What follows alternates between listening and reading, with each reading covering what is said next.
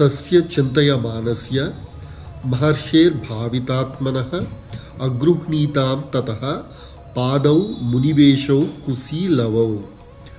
ఇక్కడ వాల్మీకి మహర్షి తన రామాయణ రచనను రచించిన తర్వాత ఇంత అత్యద్భుతమైన కావ్యాన్ని ఎవరు గానగంధర్వంగా పాడి అందరికీ వినసొంపుగా వినిపించగలరు అని ఆలోచించసాగారు. ఆయన ఆలోచిస్తున్నప్పుడు కుశలవులు అక్కడికి వచ్చి ఆయన పాదాలను తాకారు అని ఈ శ్లోకం మనకి వివరిస్తుందన్నమాట.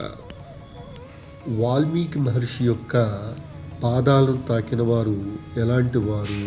వాళ్ళు ధర్మస్వరూపం కలిగిన వారు, గొప్ప కీర్తిని పొందువారు.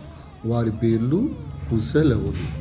వాళ్ళు వాల్మీకి మహర్షి యొక్క ఆశ్రమంలోనే నివసిస్తున్నారు. అలా ఆలోచిస్తున్న వాల్మీకి మహర్షి యొక్క పాదాలు చెంతకు వచ్చి ఆయన పాదాలను తాకగానే వాల్మీకి మహర్షి వారిరువురిని చూశారు అని ఈ శ్లోకం మనకి తెలియజేస్తుంది. కుశీలవౌతు ధర్మజ్ఞౌ రాజపుత్రౌ యశస్వినౌ భ్రాతరౌ సర్వసంపన్నౌ దదర్శ ఆశ్రమవాసినౌ.